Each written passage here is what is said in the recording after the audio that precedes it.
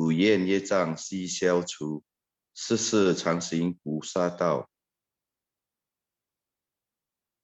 全体金色弟子，诚愿上人法体安康，法轮常转，常住世间，无量寿福。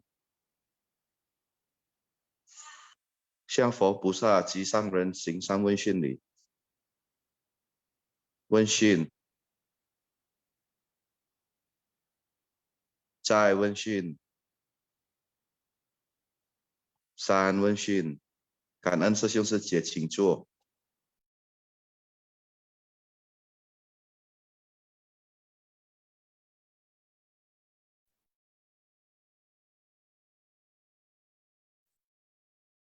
Selamat pagi, 师兄师姐 semuanya， 感恩上人说故事，感恩 Carlina 师姐，感恩 Leo Rianto 师兄ya, dan 感恩 semua tim Simpasiang.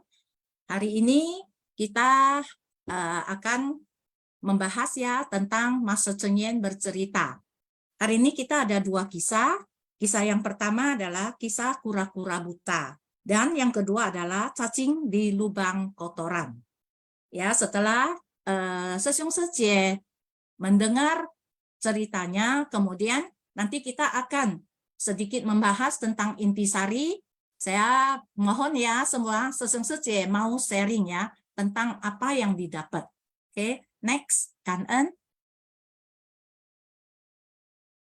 Intisari Senin, intisari Master Cheng Yen bercerita ya, Senin 1 Mei 2023. Kisah yang pertama adalah kisah kura-kura buta. Poin pertama, kehidupan ini penuh dengan penderitaan. Tanpa disadari, kita melakukan perbuatan buruk dan menciptakan karma buruk. Dari kehidupan ke kehidupan, karma buruk kita semakin berat. Orang pada zaman dahulu memegang teguh nilai moralitas, menghormati semua orang di keluarga, masyarakat, dan orang-orang yang lebih tua. Selain itu, mereka juga sangat rendah hati. Akan tetapi, anak muda zaman sekarang semakin tidak menghormati orang yang lebih tua. Kita tahu ya, sekarang ini di masyarakat benar-benar ya, karena orang bilang teknologi makin canggih ya, semua kebudayaan luar dapat kita terima dengan sebuah jari. Makanya banyak sekali ya adat istiadat ya yang bagus, yang bagus tentang sopan santun ya, itu sudah makin memudar. Makanya kenapa Master mendirikan misi pendidikan dan misi budaya humanis. Ya, ini juga ada hubungannya dengan nilai moralitas yang makin menurun. Di dunia di misi pendidikan Seji, kita ada membangun sekolah-sekolah, dan dari sekolah-sekolah itu kita mengajar budi pekerti, ya, mengajar tentang budaya humanis. Karena Master selalu mengingatkan kita, ilmu pengetahuan ataupun yang akademis kita bisa dapat dari mana saja, terutama dari Google, dari mana ya, karena teknologi yang luar biasa. Apapun kita bisa mencarinya di dalam YouTube atau apa ya. Tapi moralitas, sopan santun itu harus dibina, harus diajar sejak dini. Makanya di sekolah Ceci dari KB ya, dari usia 2 tahun, 2,5 tahun kita sudah mulai mengajarkan tentang moralitas, tentang budi pekerti, tentang budaya humanis. Yang pertama diajarin adalah budaya antri. Ya, kita tahu ya, kita sekarang gara-gara antri aja bisa terjadi bentrokan. Ya, jadi memang kita tahu, kita juga harus mengerti ya, kehidupan ini sangat-sangat penuh dengan penderitaan. Ya, karena keinginan kita yang begitu banyak. Ya, dengan banyaknya keinginan, kita pasti akan melakukan perbuatan-perbuatan buruk yang menciptakan karma buruk, ya. Jadi ingat, karma buruk itu akan mengikuti kita dari kehidupan ke kehidupan. Karena karma buruk yang kita ciptakan tidak akan hilang begitu saja. Oke ya, next ya. Ini poin kedua. Di dalam sutra ada sebuah kisah seperti ini. Ada sebidang papan yang tengahnya bolong dan terombang-ambing di tengah laut. Ada seekor kura-kura buta yang berenang di laut. Saat mengangkat kepala, kebetulan kepalanya masuk ke tengah lubang papan tersebut. Ini sungguh tidak mudah. Sama halnya dengan manusia. Untuk bertemu dengan ajaran kebenaran, sungguh hal yang sulit. Berhubung telah terlahir sebagai manusia dan berkesempatan untuk mendengar dharma, kita hendaknya tekun dan bersemangat untuk melatih diri. Janganlah kita berhenti di tengah jalan.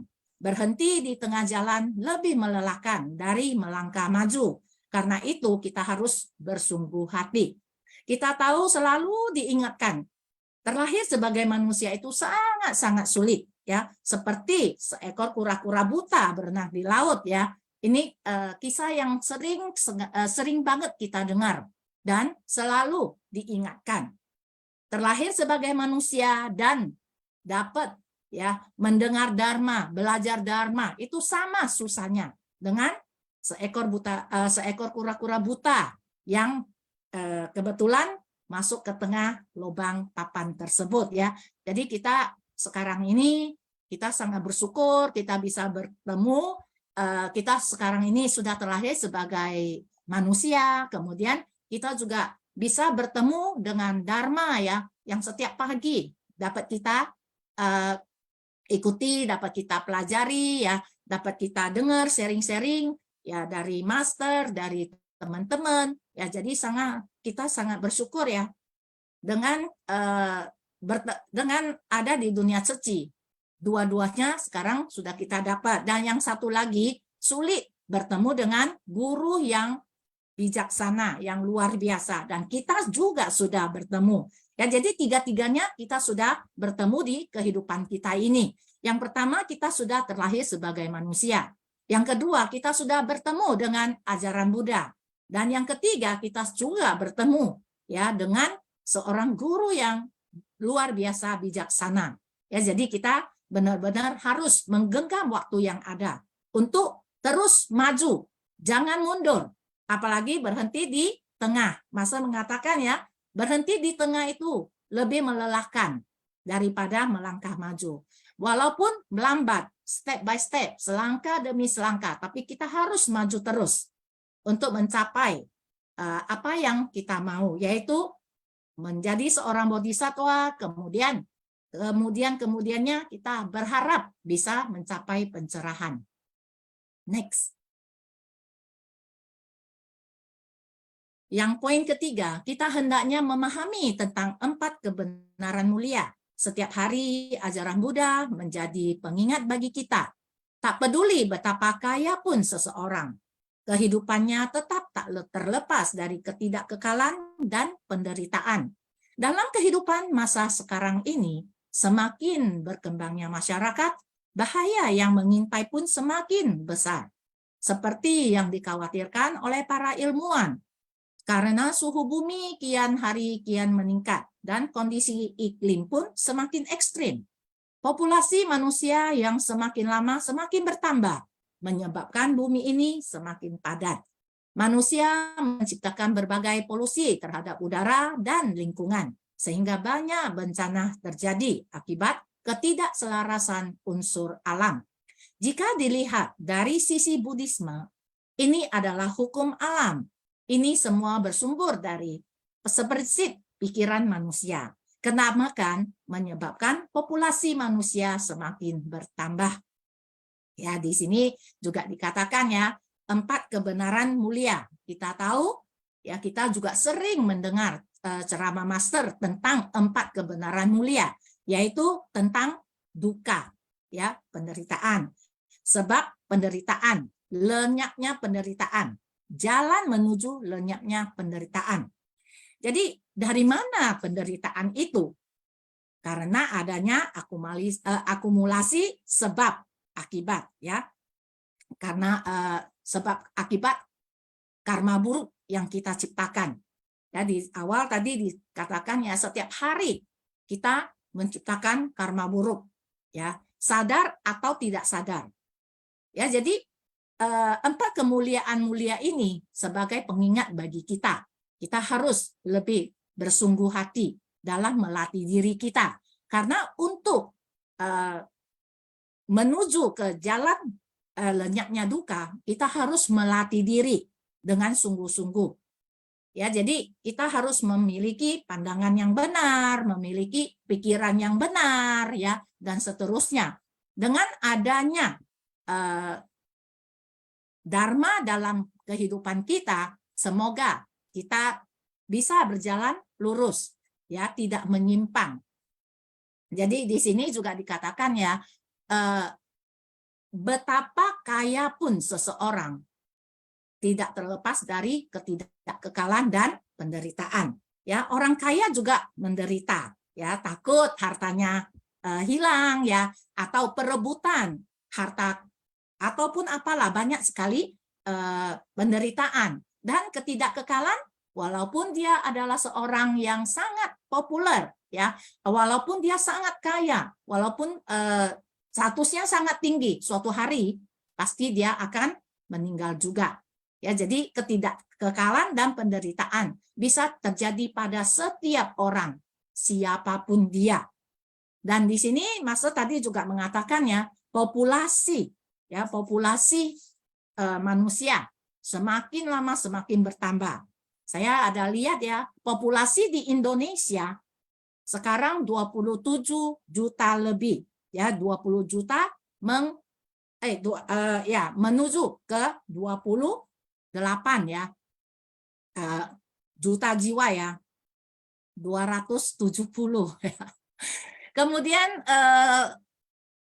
populasi dunia itu mencapai 8 miliar jiwa, ya. Jadi tadi Mas mengatakan ya, orang tua, ya, lansia makin banyak, ya, karena sekarang ini ada KB, keluarga berencana, ya. Jadi anak-anak muda makin berkurang, Mas mengatakan tadi. Oke, jadi di sini dikatakan juga ketamakan menyebabkan banyak sekali, ya, bencana-bencana alam, bencana-bencana, ya. Kemudian Mas sering mengatakan bencana akibat ulah manusia itu yang paling menakutkan. Ya, next. Poin keempat, banyak hal di dalam hidup ini yang berjalan tidak sesuai harapan kita. Selain itu, ada banyak hal yang tak dapat kita prediksi.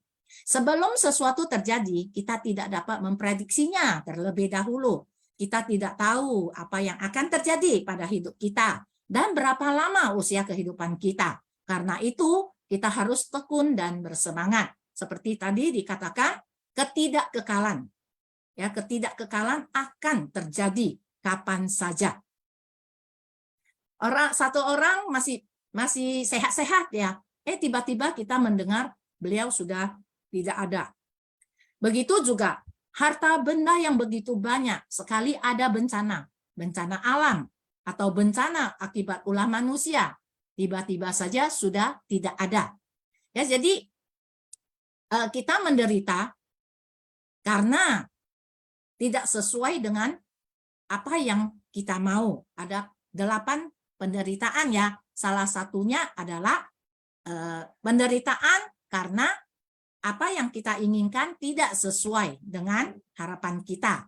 Ya, jadi karena kita sekarang sudah mendengar Dharma, kita sudah tahu sedikitlah, memahami sedikit tentang kebenaran sejati, tentang ketidakkekalan, tentang kekosongan, ya, tentang keberadaan dan sebagainya, ya, tentang tempat kemuliaan, tempat kebenaran mulia dan sebab akibat, 12 sebab akibat dan sebagainya.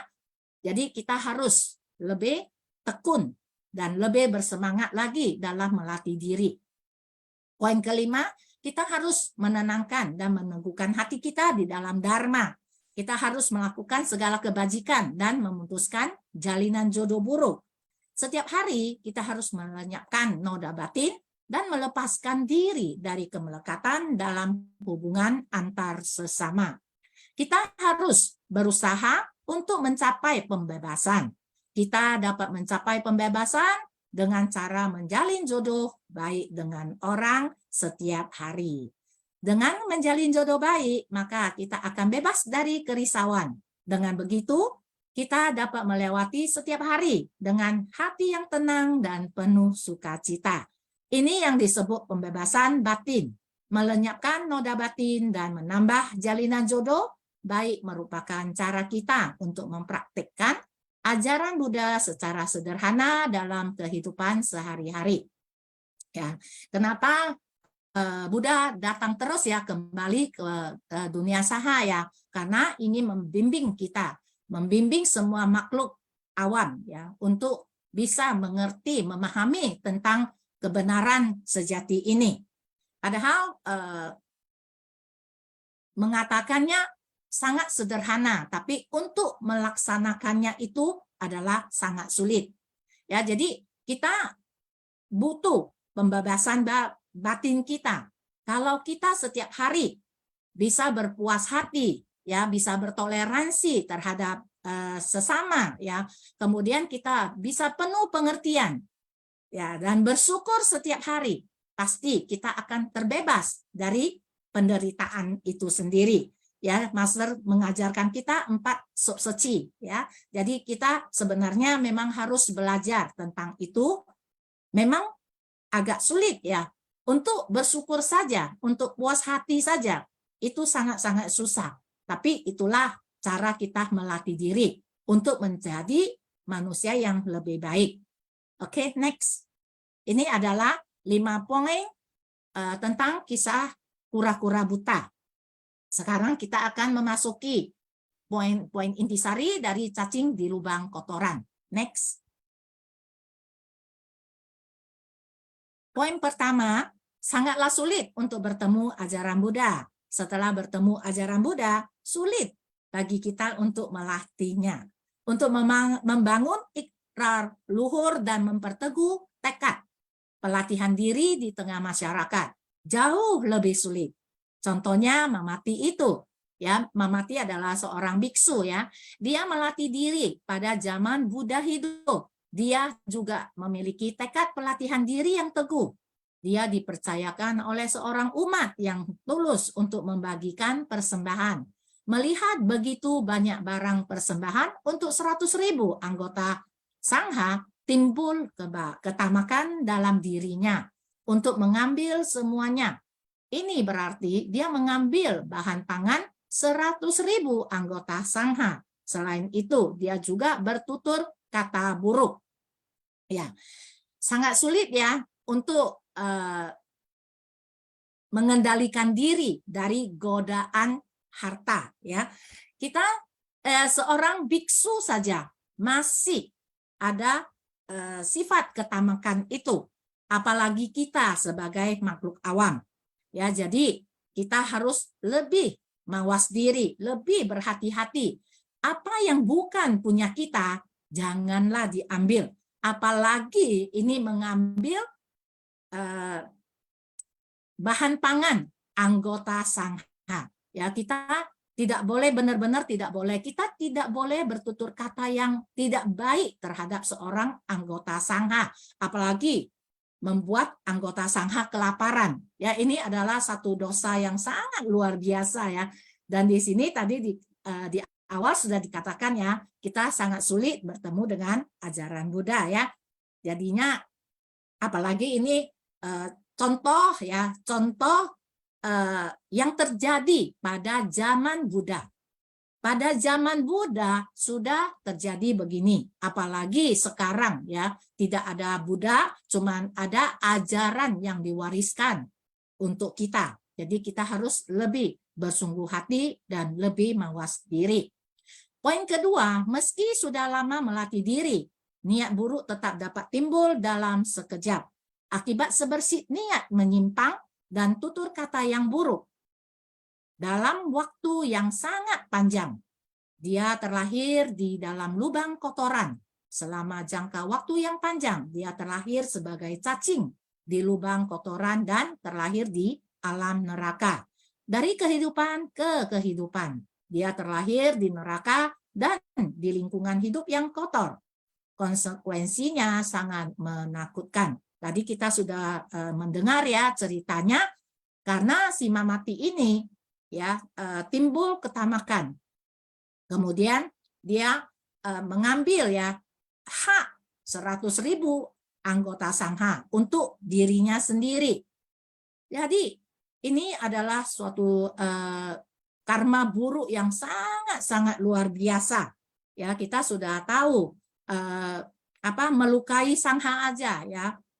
Juga sudah karma buruknya itu juga sudah sangat berat ya, apalagi ini 100.000 anggota sangha.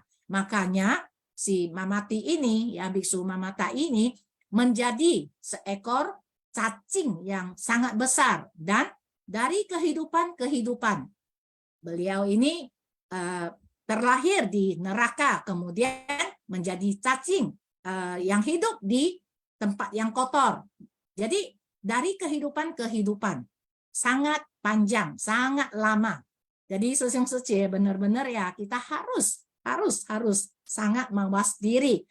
Ya, jadi 10 sila, terutama 5 sila pertama harus kita taati, harus kita jalani.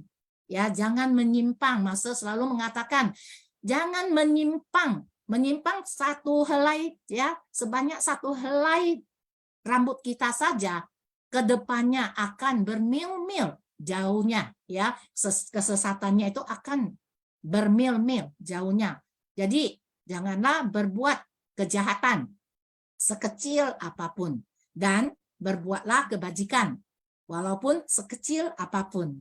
Next, poin yang ketiga, mempelajari sisi lain dalam cerita ini. Ada sekelompok pedagang yang ingin mencari harta di laut, berjalan melintasi hutan. Mereka melihat setiap praktisi di sana begitu agung. Meski ada banyak orang, tetapi suasananya tetap sangat tenang. Semangat pelatihan diri itu membuat orang yang melihatnya merasa damai dan sukacita. Pedagang dengan tulus memberi persembahan kepada anggota sangha yang layak dihormati.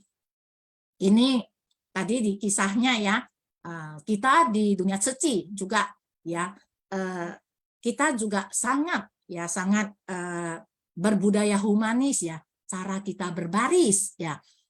Waktu kita ada sekelompok ya, misalnya waktu kita pulang ke Taiwan ya, begitu banyak orang di bandara, kita juga ya waktu jalan, waktu ini ya kita juga sangat rapi, sangat diam gitu ya, maksudnya tidak berbuat yang sesukanya gitu ya, dan itu juga adalah salah satu ciri khas dari dunia suci ya, berbaris, kemudian sesuai dengan warna baju ya, itu sesuai dengan sesiung di depan, secie di belakang. Nah itu juga sama ya, seperti praktisi ini ya, mereka itu padahal ada 100.000, walaupun guru mereka itu sudah parinirvana ya, tapi mereka itu juga masih terus melakukan ya, melatih diri dengan sangat baik, sangat agung ya. Jadi pada awalnya Biku Mamati ini juga sama, dia juga sangat menjunjung ya, gurunya juga melatih dirinya dengan sangat baik ya. Tapi saat melihat begitu banyak harta ya yang berkilauan, timbullah ketamakannya. Makanya kita hanya harus berhati-hati.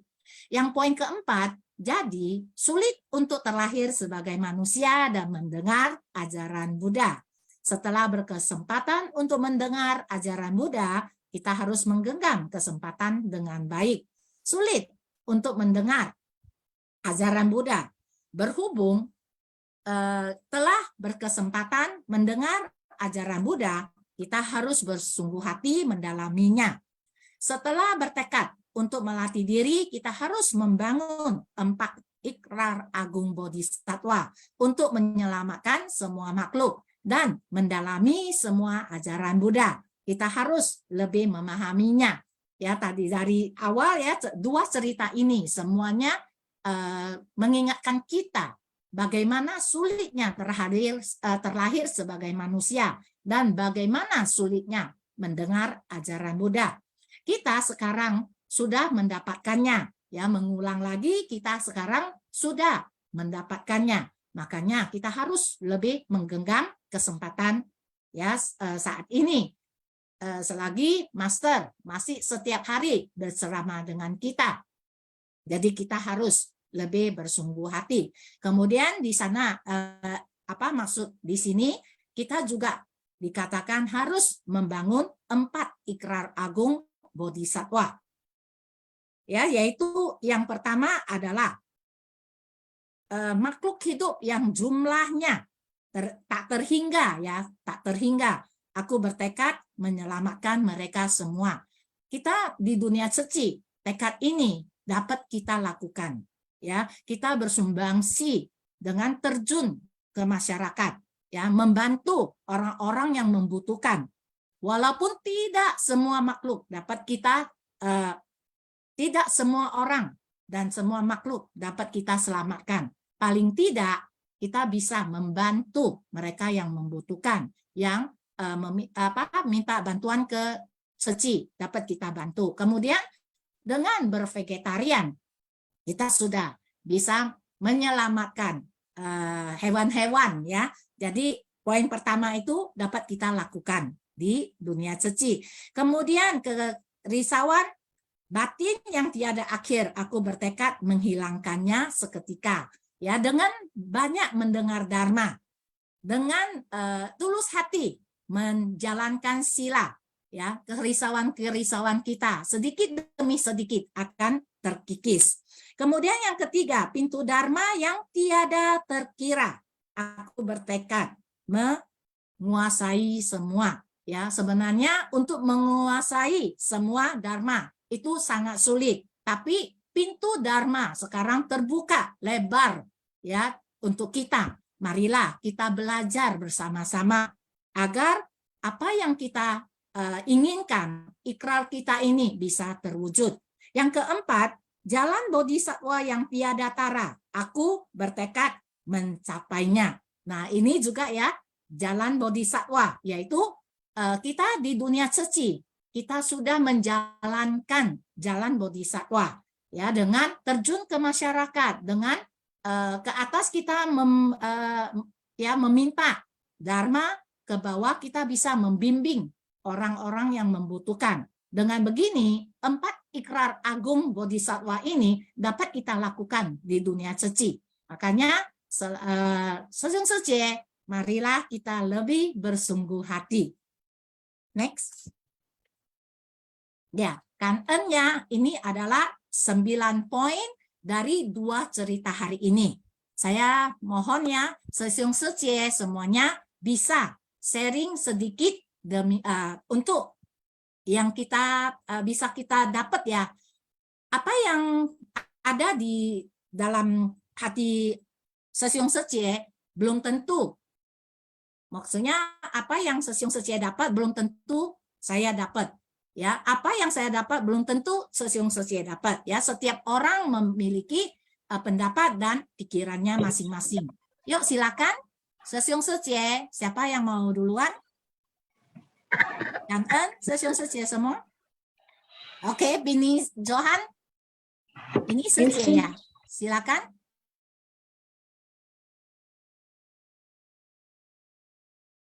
Johannes Susyong, silakan. Bukannya biasa Ruing Sece dulu ya?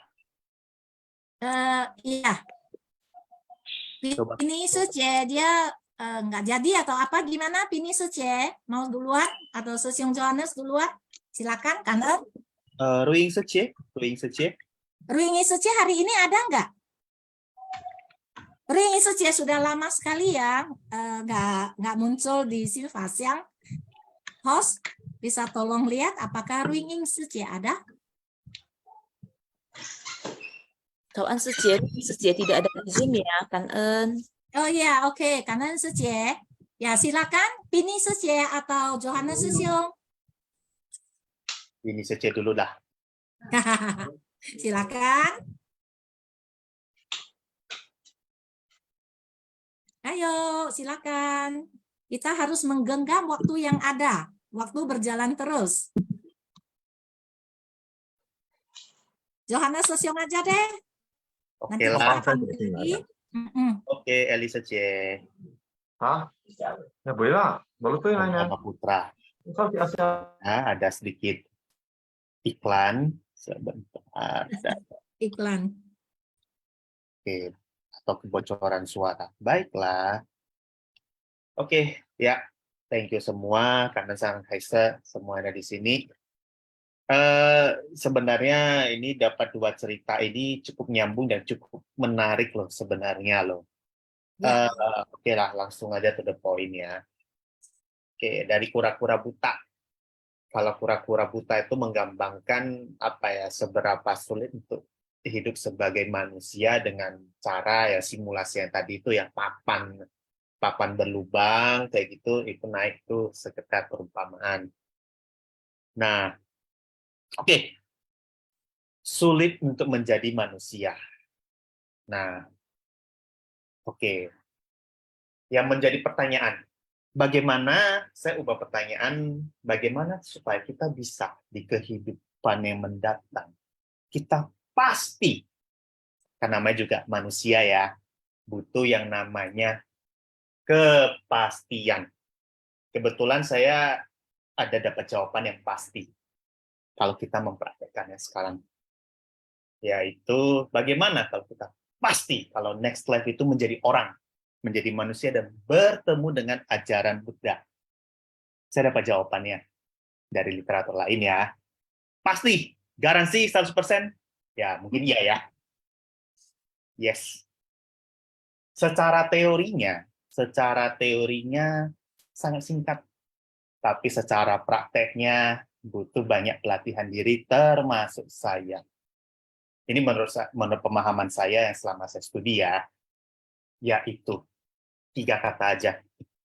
Sadar hukum karma.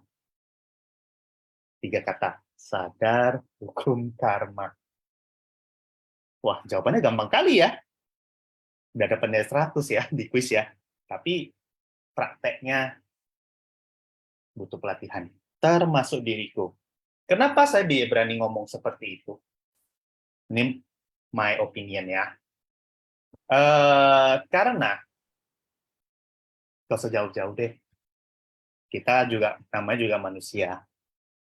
Juga memiliki namanya noda batin, baik secara sadar maupun secara nggak sadar. Salah satu nggak sadarnya itu, ini sudah kena di subconscious mind kita itu kan sadar. Ketika kita mendapatkan berkah, berkahnya apa? Gak usah jauh-jauh lah. Terima duit yang lumayan gede, dapat rumah gede, dapat mobil, atau apapun yang menyenangkan hati kita deh. Apapun yang menyenangkan hati kita. Itu kita pasti gampang terima kan? Seperti itu. Nah, coba tanya ke masing-masing. Kita pasti gampang terima. Mungkin dalam waktu 1 detik, pikiran kita udah gampang menerima. But, when unexpected happen, segala sesuatu yang terjadi di luar harapan kita, atau lebih tepatnya, saya pinjam katanya yang negatif ya, apes, sial, saya nggak boleh dilontarkan sih, apes, sial, atau lebih, aduh pokoknya sesuatu kejadian yang tidak bisa menyenangkan hati kita. Saya sebut sebagai karma buruknya berbuah, atau karma buruknya berbuah. Itu kita terima nggak? Coba, itu pertanyaan saya. Tidak perlu dijawab, tapi coba dipikirkan masing-masing. Apakah Sesiong Secemen, termasuk saya juga, kalau ketika melihat sesuatu yang istilahnya sesuatu yang terjadi di dalam pikiran kita, maksudnya pikiran kita nggak nerima kenyataan lah. Misalkan, maaf kata, ambil contoh lah, motor saya tiba-tiba rusak, motor saya tiba-tiba diambil orang, nggak kembali. Kita langsung marah-marah, kita langsung marah, itu wajar. Tapi apakah kita bisa terima nggak? Dan bisa menerima nggak dengan tulus seperti itu? Itu contohnya ya. Nah, itu contohnya. Nah, coba ditanya masing-masing. Kalau kita bisa menerima ini dengan tenang dan bijaksana, menurut saya ya, tenang dan bijaksana, ya artinya Sesyong Sejemen sudah sadar terhadap hukum karma. Seperti itu. Itu menurut pemahaman saya. Seperti itu. Kalau misalkan ada yang mau disempurnakan, kalau ada yang mau dilengkapi, monggo. Kanan ya. Salam kebijaksanaan. Iya, nanti Sesyong Suci silakan menanggapi ya. Kalau menurut saya ya, saya pribadi, apakah kita kehidupan yang akan datang, kita pasti menjadi manusia lagi? Master mengatakan tidak, ya tidak pasti. Memang sekarang ini kita sadar hukum karma, tapi apa yang kita lakukan di kehidupan yang lampau belum tentu bisa kita kikis di kehidupan yang sekarang ini. Jadi, Master mengatakan, memang kita harus berbuat lebih banyak kebajikan ya agar karma-karma buruk kita ini bisa terkikis. Dan kita melakukan kebajikan untuk deposito, bukan hanya untuk mengikis karma buruk. Makanya, apakah pasti kehidupan yang akan datang kita akan menjadi manusia? Kalau menurut saya belum tentu. Ya, jadi Sesyong Suci yang lain boleh menanggapi ya, menurut apa yang ada, apa yang pendapat dari Sesyong Suci. Kan-en, sorry ya Sesyong Johannes ya, Kan-en. Ada benarnya juga kok. Ada benarnya juga. Itu karena alasan dari kehidupan masa lampau juga ada benarnya kok. Itu Ya. ada benarnya. Ya, cuma sih ya, mungkin saya koreksi ya.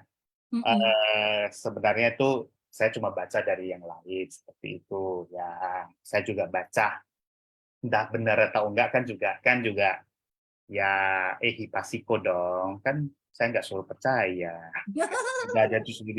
Buddha aja suruh kita hipasiko. Iya, oke, iya benar, iya. Jadi kita benar-benar ya, kita juga harus sadar, memang benar harus sadar hukum sebab akibat. Karena itulah yang diajarkan oleh Buddha. Apa yang kita lakukan sekarang pasti suatu hari akan kita panen hasilnya, ya buahnya itu pada suatu hari pasti akan matang.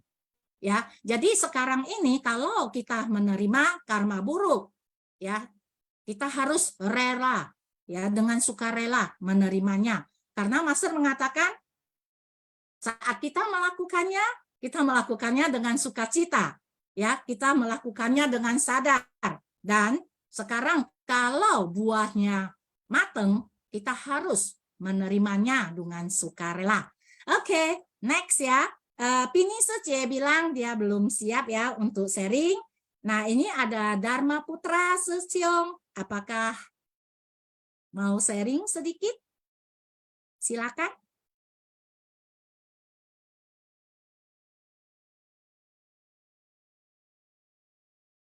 Sesyong Dharma Putra, apakah mau sharing?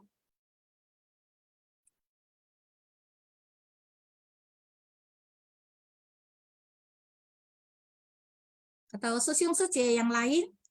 Ya, kita menggenggam waktu yang ada ya. Silakan.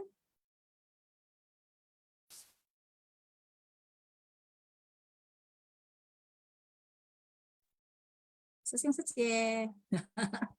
Mau gue temani lagi nggak, Eli Suci? Tambah. Apa-apa. Silakan. Kalau bahasa Medannya tambo ya. Tambo. Tambo, Cie.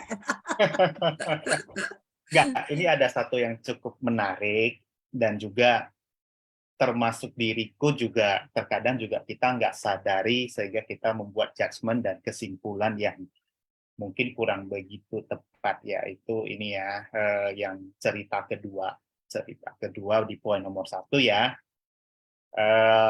Menerima dana persembahan, tapi untuk 100.000 sangha ya mungkin kalau yang saya tangkap itu dikorup ya. Ini mengingatkan juga diri kita. Ya, ini sambil juga berakhir dengan pertanyaan juga ya. Yaitu kalau kita galang donatur ya, galang donatur, saya cerita dulu ya, galang donatur kita kan pasti memang kudu galang hati, galang dana, seperti itu galang hati untuk menggalang beberapa donatur. Ya, kalau dulu kita balik lagi ke zaman dulu, tidak ada yang namanya rekening bank, jadi orang misalkan mau galang, weh mau bantu nggak diceci? Kita titip dananya ke relawan dan relawannya akan setor ke pusat seperti itu. Dan juga misalkan kita dapat 10.000, ya kalau 10.000, 20.000, 30.000, ya fine-fine aja ya. Bahkan juga donatur, apa ya istilah donaturnya juga mungkin cincai juga lah, cuma ceban atau goban lah, kayak gitulah ya. Yaitu lapangannya seperti itu. Bahkan juga mungkin saya juga ada dapat beberapa donatur yang luar kota, Jadi untuk mempermudah donasi dana ya sekarang kan zamannya udah cukup canggih ya. Ada bukan promosi ya, GoPay, OVO, mungkin QRIS juga, QRIS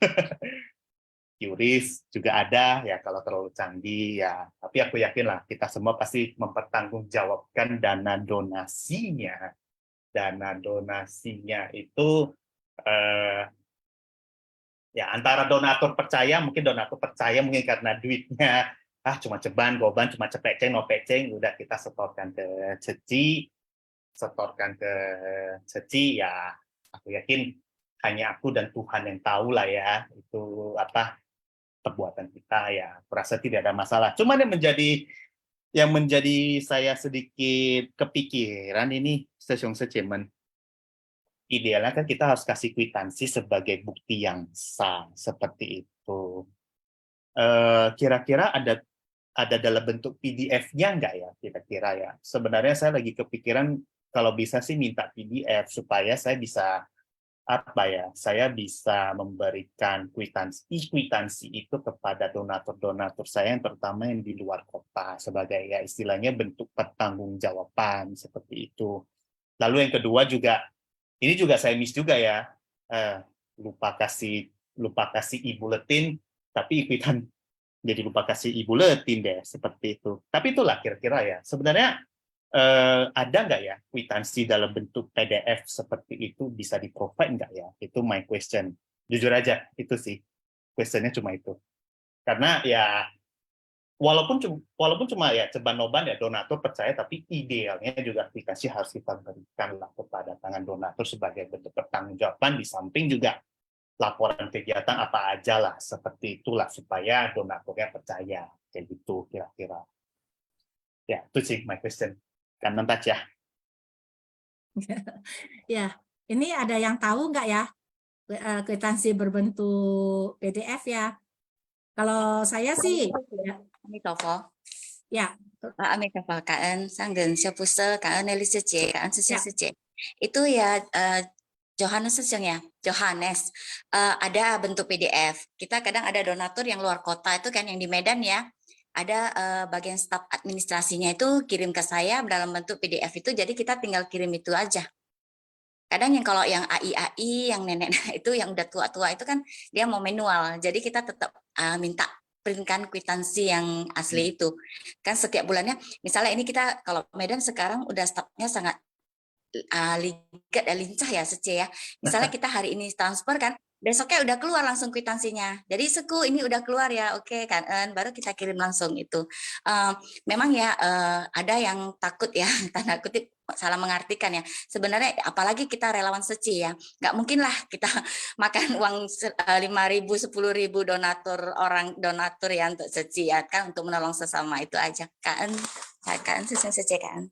Oke, Kanen juga jawabannya, saya juga dapat jawabannya. Dan juga mungkin sebenarnya saya punya, boleh nggak ya saya mengajukan ide ya sebenarnya.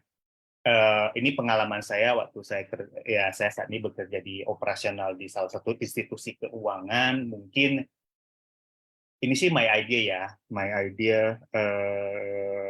kalau server kita kuat ya, kan donatur banyak, apalagi donatur milenialnya ada. Mungkin selain kita himpun nomor HP-nya, kita minta juga email pribadinya. Jadi kalau misalkan email pribadi, nanti di bagian staff secara terpusat itu kita bikin satu program langsung generate PDF. Begitu generate PDF langsung dikasih semacam PDF beserta ada program, dia langsung kirim email, langsung kirim email kwitansinya langsung ke email pribadi donatur seperti itu. Itu juga mungkin aku kepikiran ide seperti itu kira-kira ya, beserta juga lampiran pertamanya itu adalah PDF kwitansi, lampiran kedua ya bulletin seperti itu. Karena sekarang sih zamannya sudah canggih. Ini sih masih my idea seperti itu. Kalau misalkan bisa diterapkan juga ya bagus. Tapi kalau misalkan belum bisa juga karena apa juga ya juga nggak apa-apa lah ya. Mungkin juga kreasinya relawannya gimana ya. Seperti itu ya kira-kira.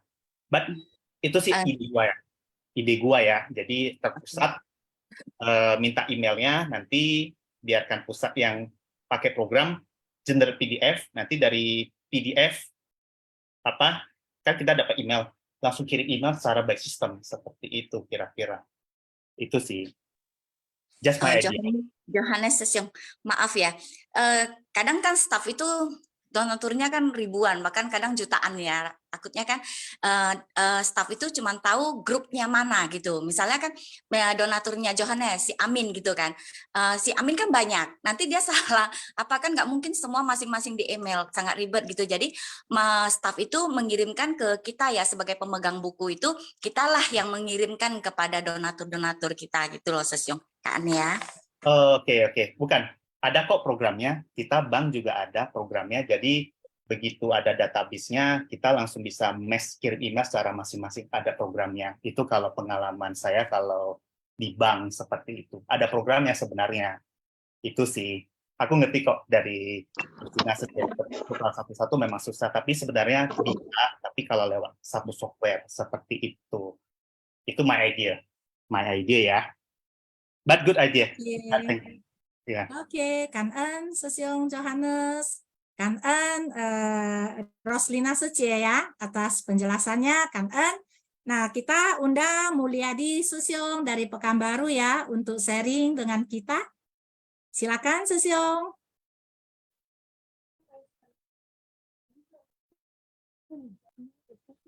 Mulyadi Sesyong. Apakah sudah standby?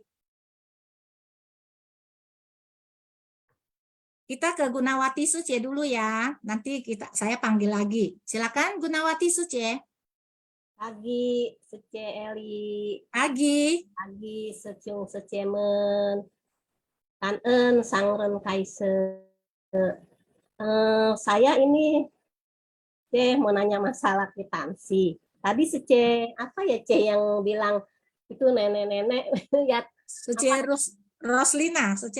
Oh, ya. Roslina bilang, ya termasuk saya. Saya nenek-nenek kan begitu setor langsung keluar cek kwitansi. Tapi karena kebanyakan kan keluarga besar saya ya. Menurut saya tuh sebetulnya nggak butuh gitu. Jadi kebalikan dari Sesyong Johannes. Bagaimana caranya? Terus sayang sekali ya itu kwitansi jadi sampai bertumpuk-tumpuk. Kadang-kadang belakangnya kan masih kertas putih itu bersih. Saya kadang-kadang buat nyatet-nyatet apa gitu. Itu harus harus bilang ke ke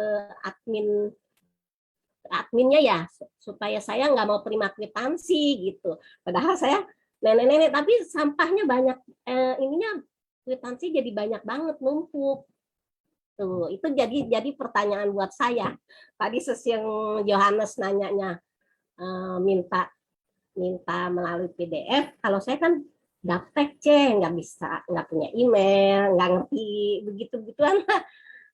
Jadi saya mau minta malah nggak perlu kwitansi.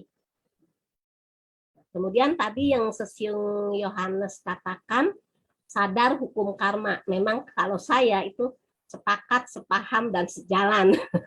Ya memang pandangan masing-masing ya, Cek ya.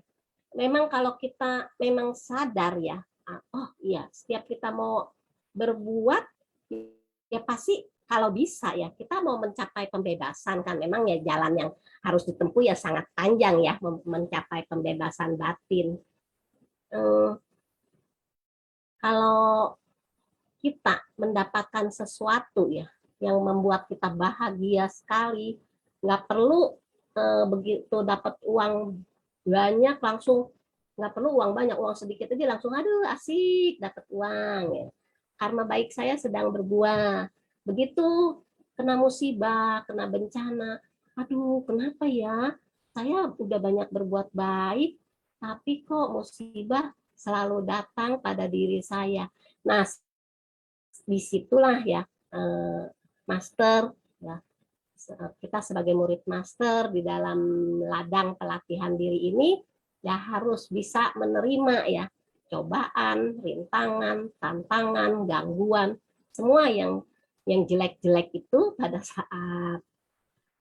saat tertimpa pada diri kita ya itu mesti diterima. Barulah tadi si Sesiung Yohanes bilang kita sadar hukum karma. Kalau menurut pribadi saya ya, kita pikirkan juga jadi penyakit. Ya, mau ngapain lagi? Namanya barang sudah tidak ada. Kita lagi tertimpa musibah. Seperti cucu saya ya, usia 2 bulan masuk rumah sakit sampai 1 bulan. Anak saya bilang mau marah-marah sama dokternya. Saya bilang nggak usah, saya bilang. Mau bagaimana ini kita sudah jalinan jodoh sama dokter ini. Minta pendapat kedua, minta informasi dari suster-suster di situ ya. Dokter anak yang pertama dia pegang juga susah dihubungi. Saya bilang kalau kita semakin marah, kita semakin emosi, kita menciptakan karma buruk yang baru. Ya sudahlah, ini memang karma buruk kumulatif kita sekeluarga itu sedang berbuah. Saya bilang, kalau yang penting kita banyak menciptakan karma baik yang baru. Buat apa kita emosi, kita marah ya. Memang juga nggak gampang, namanya anak ya. Namanya suami istri. Pasti melihat anaknya ditusuk sono usia 2 bulan ya, diselang sini tiap hari, diambil darah dengan teriak-teriak. Memang sih saya juga melihatnya tidak tega ya. Mau bagaimana lagi gitu. Nah, terus anak saya yang kedua juga kehilangan mobil, baru selesai kredit, juga tidak diasuransi. Memang anaknya juga kurang waspada ya. Nah itulah makanya Master selalu mengatakan kita harus waspada ya, kita harus mawas diri. Hilang semua keluarga besar bilang gini, keponakan, kok Ii tenang ya, diem aja. Aduh, kalau aku mah nggak bisa deh tuh katanya. Ya mau bagaimana lagi? Saya bilang mau bikin penyakit di jasmani kita ya. Nanti akhirnya jasmani sakit, batin juga sakit. Nah, itulah makanya kalau kita ingat akan 3 kata yang Sesiung Yohanes katakan ya, kita selalu sadar hukum karma, itu kita pasti ya menerima ya apapun, baik itu karma yang baik kita terima, kita bahagia. Karma yang buruk pun kita terima, kita juga bahagia. Walaupun itu bahagianya mungkin bahagia sesaat. Ya. Kalau orang suci, ya kalau kita mau menjadi orang suci baru bahagianya bahagia yang sejati ya. Kalau bahagia sesaat, ya begitu dapat duit besok udah tagihan utang datang lagi, aduh pusing lagi. Nah itulah ya selama kita masih menjadi manusia awam ya, menjadi makhluk awam, ya saya pun juga begitu ya, ya bergejolak ya setiap hari, batin ya selalu bergejolak. Ada masalah sedikit itu bergejolak. Tapi kalau kita sadar hukum karma, ya sudahlah, habis mau gimana ya. Yang penting kita waspada ya, kita melatih ya, kita sadar kalau kita sekarang sedang dalam pelatihan diri. Makanya sungguh bahagia ya kita bisa bertemu ya dengan guru kita ya, Master Cengyen ya, yang tidak bosan-bosannya ya memberikan dharma ya. Apalagi kita setiap hari ini bisa ada waktu, ada kesempatan ya, kita genggam ya untuk mendengar dharma. Karena kalau kita semakin banyak mendengar ya, kita semakin ya batin bisa bisa agak tenang gitu. Yaitu masing-masing punya pandangan ya. Kalau saya pribadi mau berusaha ya, semakin banyak mendengar, semakin banyak memahami, semakin banyak mendengar, kita paham. Cobalah kita berusaha sedikit-sedikit mempraktekkannya. Bagaimana makhluk awam itu yang begitu banyak mengalami penderitaan ya, saya menderita, masih banyak orang yang lebih menderita dari saya. Dan disitulah kita bisa berpuas diri ya, bisa bersyukur. Itu saja sharing saya, Elise C. Kanen ya, Kanen sesuai dengan Kanen Suci Gunawati, benar ya. Kita benar-benar harus sadar hukum karma. Itu adalah salah satu cara untuk kita mencapai pembebasan yang dikatakan tadi ya. Kemudian tadi Mas mengatakan untuk mencapainya kita harus menyiapkan noda batin dan menambah jalinan jodoh baik dengan siapapun. Oke, tadi ada pesan sponsor dari Nadia Suci ya. Tolong poin pertama, kura-kura buta ya. Silakan host, boleh tolong ditampilkan. Nah, silakan Nadia Suci, mau sekalian sharing?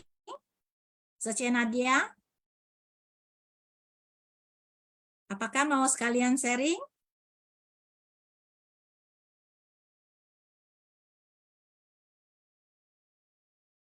Oke. Kanen. Nah, silakan Sesiung Arvin. Ya, selamat pagi Sesiung semuanya. Selamat pagi. Saya Arvin dari Heci Barat 2 ya. Mungkin masih baru di dalam wadah ini ya. Saya tadi mendengar itu idenya dari Sesiung Johannes itu tentang invoice itu sangat positif sekali ya. Jadi saya mungkin bukan saya aja ya, mungkin banyak teman-teman juga teman-teman relawan juga mempunyai pemikiran yang sama ya. Jadi kita dari satu relawan mungkin kadang-kadang donaturnya bisa 100 orang atau 50 orang ya. Jadi kita bisa ngebayangin kalau 50 orang atau 100 orang itu invoice-nya itu bisa 50 lembar sampai 100 lembar. Dan itu kadang-kadang donatur itu kita kirim dia tidak mau ya. Pengalaman saya selalu saya foto terus akhirnya saya WhatsApp, saya kirim dalam bentuk foto ya ke mereka ya. Dan itu juga mereka selalu mengatakan sebenarnya tidak perlu katanya. Jadi akhirnya apa yang terjadi di meja kerja saya itu menumpuk segepok daripada invoice yang bulan per bulan itu diakumulasi itu cukup lumayan banyak ya. Jadi menurut saya tadi Sesiung Johannes juga mengatakan itu apakah bisa dalam bentuk PDF. Sebenarnya itu menurut saya adalah satu ide yang sangat baik. Memang untuk orang yang katakanlah yang usia lanjut atau bukan pemuda yang milenial, mereka tetap lebih suka, lebih baik dengan melihat adanya hard copy ya. Jadi seperti apa namanya, ibu rumah tangga yang tidak ikutin dengan WhatsApp, tidak ada email address dan lain-lain, mungkin mereka lebih cocok dengan melihat hard copy. Tetapi kalau untuk ya yang usia muda yang tahu dan mempunyai email address atau bisa WhatsApp, itu apakah bisa di dalam bentuk soft copy aja.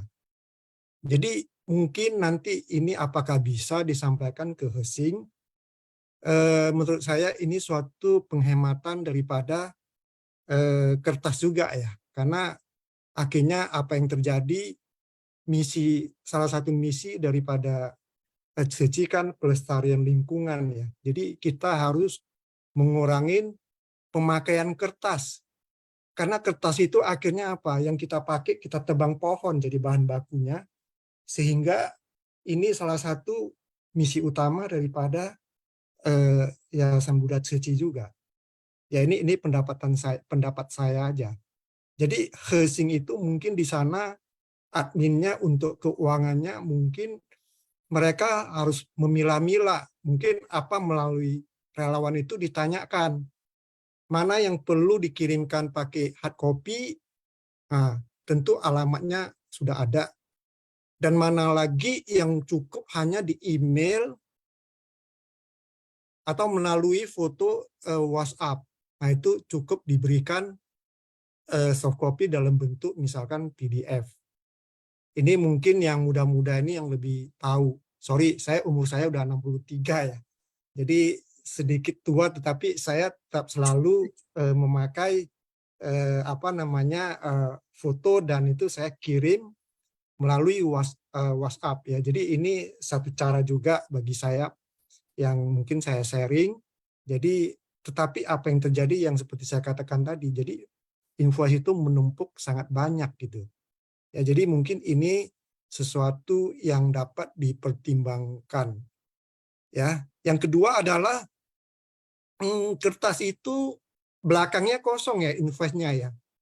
Jadi apakah itu untuk menghemat kertas, cetakannya bisa diperkecil ya? Mungkin itu salah satu cara saving juga ya.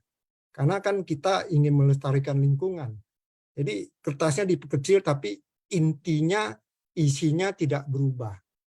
Ya, zaman sekarang orang pinginnya yang sederhana, praktis.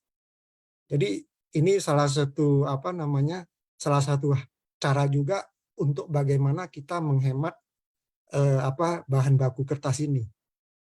Ya, jadi mungkin ini bisa menjadi suatu masukan juga. Saya tidak tahu, mungkin melalui badan-badan yang bersangkutan bisa disampaikan. Ini karena ini hal yang positif, kenapa tidak gitu loh. Jadi mungkin ini banyak dialamin juga oleh banyak relawan ya.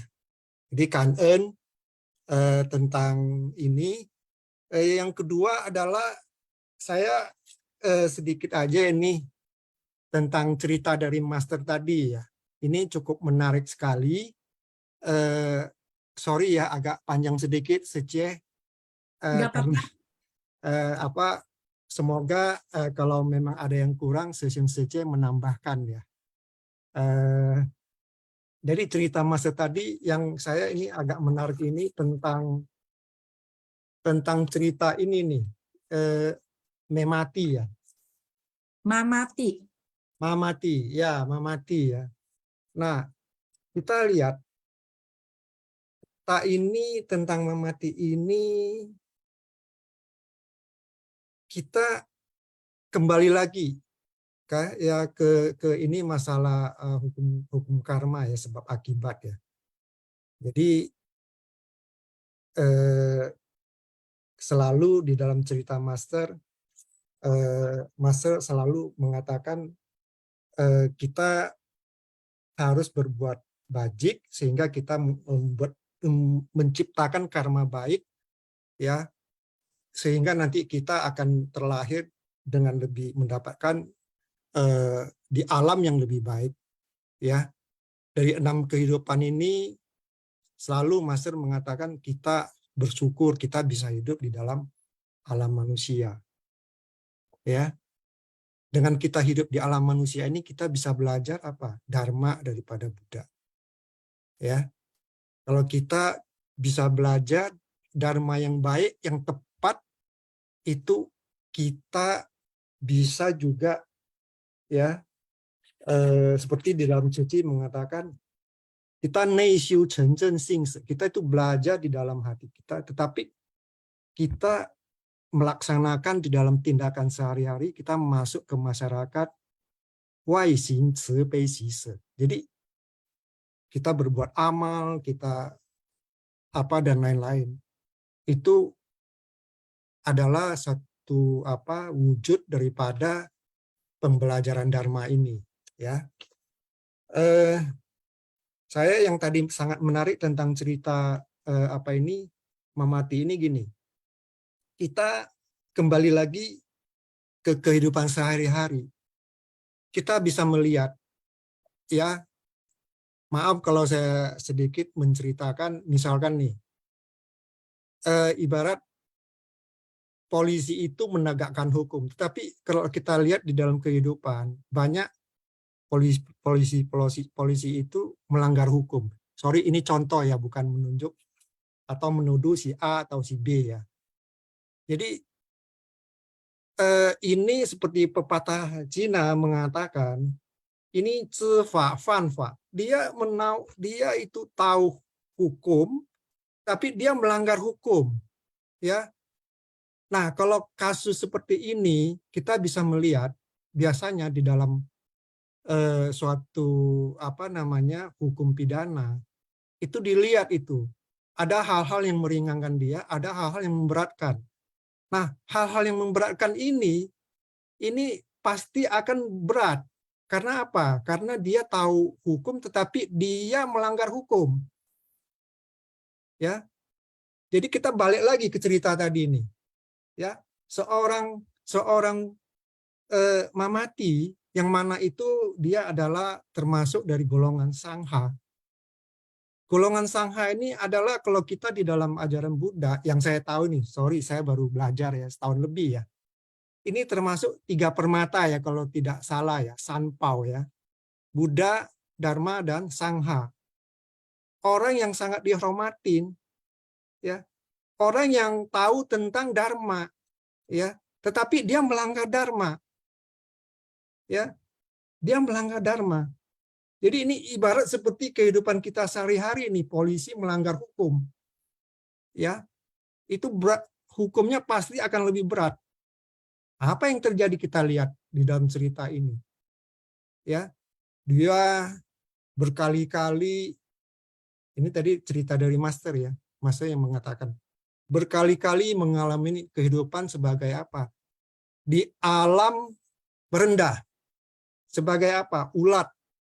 Ya, nah itu enggak sekali, ulang-ulang terus. Karena kenapa? Dia seorang Sangha yang tahu Dharma, dia menyalahin ya ajaran yang dia sendiri seharusnya membuat contoh, tetapi dia tidak, dia melanggar, ya, sehingga dia berulang-ulang menjadi ulat, ya, di dalam lingkungan yang sangat kotor, ya. Jadi kalau kita belajar tentang Dharma, kita tahu kita selalu dianjurkan membuat karma baik itu kita harus ya ce wu jie xing shi san, ya, harus memegang teguh daripada 5 sila dan 10 kebajikan. Nah, si Mamati ini dia ini melanggar. Coba ya kita lihat ya, apa yang dia langgar. Kita tahu, Ujie Sesan itu adalah Sen Kou I. Ya, Sen, badan, Kou, mulut, dan I, pikiran. 10 kejelekan itu bisa datangnya dibagikan di dalam 3 bagian ini. Ya, apa yang dia langgar? Pertama-tama dia berbohong dulu ini. Berbohong. Kita lihat dana yang dititipkan oleh donatur supaya itu bisa mendanain atau menghidupkan 100.000 orang. Ya, dia berbohong, dia tidak terima. Coba kita bisa bayangkan. Pertama, dia udah berbohong. Ya. Kedua apa? Ya. Kedua, timbul ketamakannya. Ya, kenapa ketamakan? Ya, tadi berbohong itu adalah kau. Ya, kedua, timbul ketamakan di dalam hati. Itu pikiran. Ya. Ketamakan itu dia ingin memiliki yang seharusnya bukan hak dia untuk orang banyak. Itu ya. Yang ketiga, hou chu yan. Ya. Dari mulut lagi, kou. Dia memaki-maki sangha yang meminta supaya dikeluarkan itu dana donasinya itu. Dia marah-marah sampai dia marah, wah kamu ini bagaimana ya. Jadi kita bisa melihat ini melanggar, sudah sangat melanggar daripada 10 kebajikan yang seharusnya dia jalanin, tetapi dia melanggar. Kita bisa melihat kan akhirnya apa yang dia dapat. Karma buruk dia itu dia berulang-ulang menjadi ulat dan hidup di dalam lingkungan yang sangat jelek. Ya. Kalau kita tahu, saya pernah mendengar cerita dari master ini. Dulu pada saat-saat susah, itu master, ya, mereka itu sangat irit. Kadang-kadang makan aja kurang, sangat irit. Jadi makan bubur, kalau ada tamu bahkan tambah air aja. Ya berasnya aja itu juga. Jadi ada suatu kejadian di mana donatur menyumbangkan beras untuk diberikan kepada orang susah. Ya. Dulu zaman dulu beras itu, kantong beras itu mungkin banyak berlubang-lubang sehingga ada jatuhan-jatuhan dari beras. Ada salah satu murid dari master, dia pungut itu, beras-beras itu. Ya. Walaupun tidak seperti li mi chen lo, jadi bukan seperti sebutir-butir menjadi sangat banyak. Karena ini memang jatuhannya tidak banyak, jadi butiran ini dikumpulin, ya, untuk apa? Walaupun tidak banyak, untuk memenuhi kebutuhan daripada sece yang ada, sece yang ada di dalam ini sekolah master pada saat itu. Ketahuan sama master, ya, master mengatakan itu tidak boleh karena itu bukan hak kita, karena itu adalah titipan daripada donatur untuk diberikan kepada orang-orang yang susah. Ya, jadi kita bisa ngebayangkan si Mamaki ini salahnya sangat besar. Ya, master aja tadi mengatakan, walaupun itu jatuhan daripada titipan orang untuk dijadikan kebajikan, dibantu orang lain, itu aja dipungut tidak boleh. Master aja itu mengatakan tidak boleh. Apalagi ini amaknya untuk menguasain semua. Sangat luar biasa ini beratnya. Ya. Jadi untuk itu mari kita tetap belajar sama master. Master selalu mengatakan kita belajarlah dengan sungguh-sungguh. Selalu di akhir ceritanya, Yao Yong Xing, ya. Nah, jadi kita di dalam kehidupan ini kita bisa banyak belajar yang sangat praktis. Memang master selalu mengajarkan yang sangat mudah, sederhana untuk kita tangkap, kemudian untuk kita lakukan, kita praktekkan di masyarakat dalam bentuk amal dan lain-lainnya. Oke, sekian Sư兄Sư姐, semuanya terlalu panjang nanti nggak habis-habis. Kan ơn Sư兄Sư姐. Kan ơn Sư兄Arvin ya. Nah, itu Sư姐Elisa ya, ada chat ya di everyone. Sư兄Sư姐yang ingin tahu tentang kwitansi bisa baca di sana ya. Dan di sini sudah dikatakan bahwa ada ya program melalui email ya. Jadi ada caranya juga, boleh dibaca di chat everyone ya. Oke, saya akan mengundang Jumin Sesyong atau Linawati Sece untuk sharing. Sesudah itu kita akan masuk ke kuis dulu, baru Megawati Sece ya. Silakan. Sesyong Jumin atau Linawati. Kanan Sece. Selamat pagi ya, Sesyong Sece. Terima kasih ya kesempatannya untuk sharing. Kesempatan ini pertama kali saya sharing ya. Saya Jumin dari UI titik kuning ya. Jadi terima kasih ya.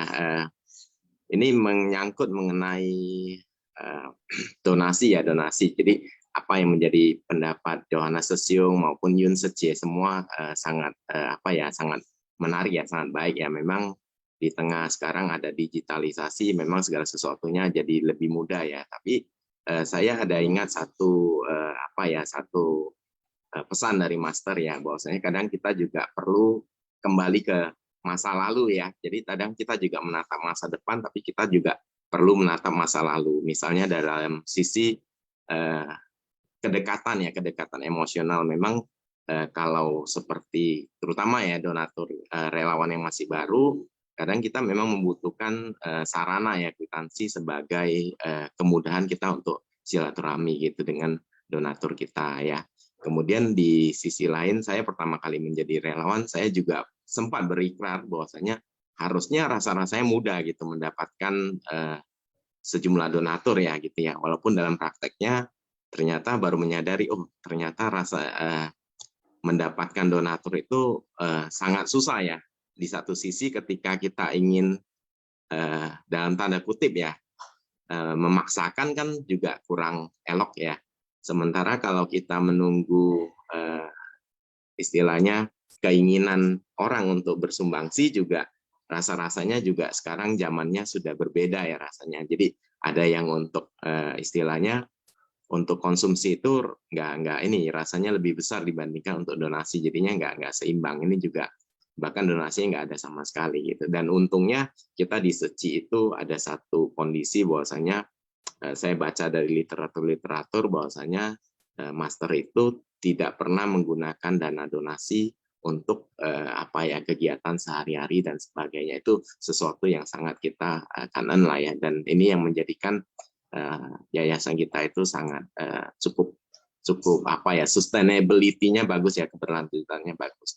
Jadi mungkin itu singkat dari saya ya, Sesyong Sece ya, sharingnya, mengingat waktu juga terbatas. Kanan ya, terima kasih Sesyong Sece. Ya, kanan ya Jumin Sesyong, benar ya. Master mempunyai ya kemandirian ya. Jadi sekarang kita sebagai murid Master ya, sebagai relawan, kita juga mengikuti ya kemandirian Master, tidak menggunakan dana yayasan untuk keperluan pribadi. Sama ya, kita juga saat bakso, saat apa, kita juga begitu ya melakukannya. Oke, kanan kita masuk ke kuis dulu ya. Kuis Simfasiang Senin 1 Mei 2023. Master Cheng Yen bercerita. Cara menjawab kuis sama ya, seperti biasa, jawaban diketik di chat room everyone. Format jawaban adalah nomor soal, kemudian jawabannya. Contoh jawaban 1D atau 2A. Ya, silakan ya Sesyong Sece menjawabnya. Kita tidak melihat benar atau salah ya. Yang penting ikut berpartisipasi. Kanan, yuk silakan. Kuis nomor 1. Kisah kura-kura buta ya.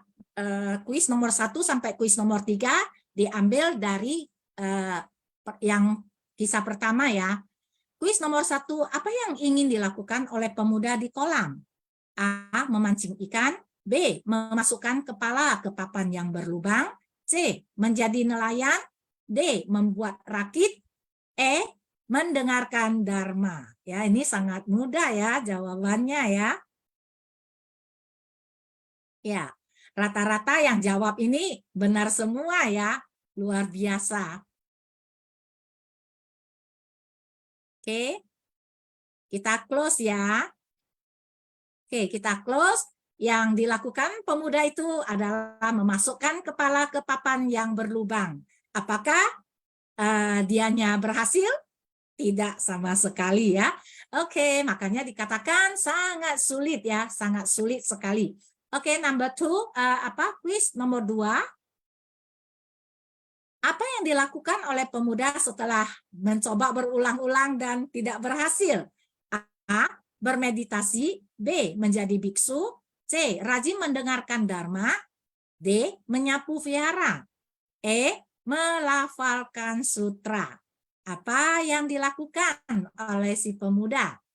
Apa yang disadari? Ya, apa yang disadari? Makanya kita melakukan sesuatu, bukan hanya melakukan seperti di Ceci ya. Oke, jawaban yang benar adalah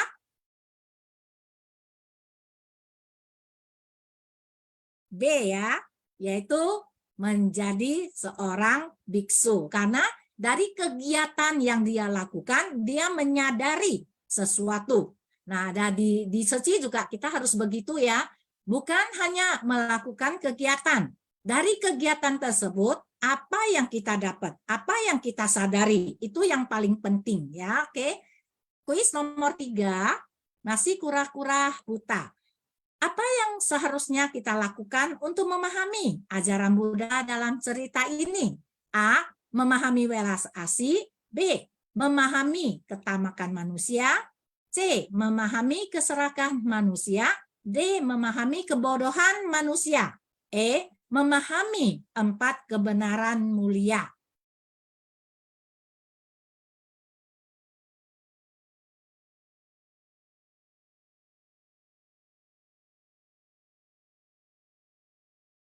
Oke, kita close ya. Ya, jadi kita harus memahami tentang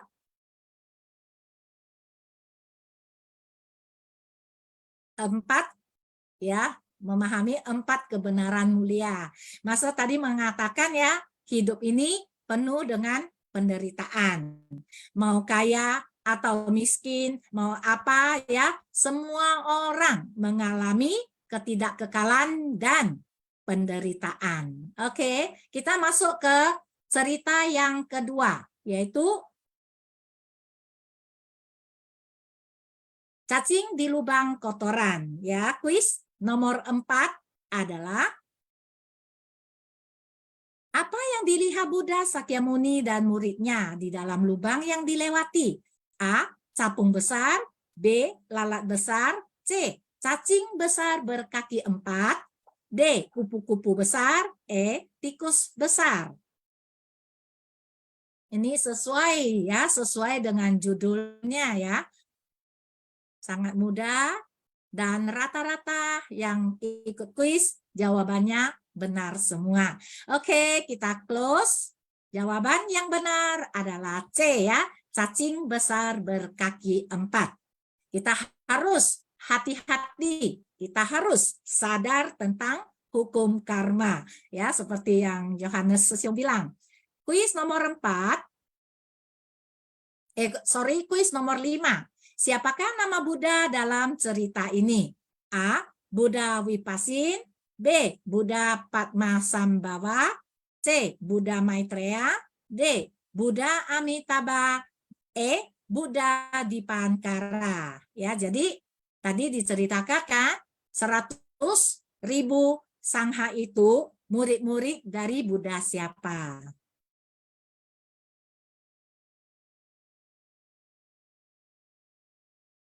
Oke, sudah ya, di close. Jawabannya adalah A.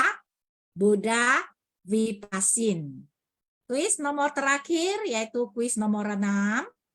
Apa yang dilakukan oleh Mamati? A. Membagikan bahan pangan kepada anggota sangha. B. Membangkitkan ketamakan. C. Bertutur kata buruk. D. Jawaban A dan B benar. E. Jawaban B dan C benar. Ya, jadi mana? Apa yang dilakukan oleh biksu Mamati dalam cerita cacing di lubang kotoran? Oke, kita close ya. Yang dilakukannya adalah jawaban B dan C benar ya.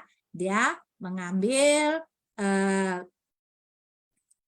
barang-barang yang bukan hak milik dia dan melakukan bertutur kata yang buruk. Ya, oke. Sudah habis ya. Kita sambil menunggu yang menang. Mari kita mengundang Megawati Sucie untuk sharing. Cảm ơn.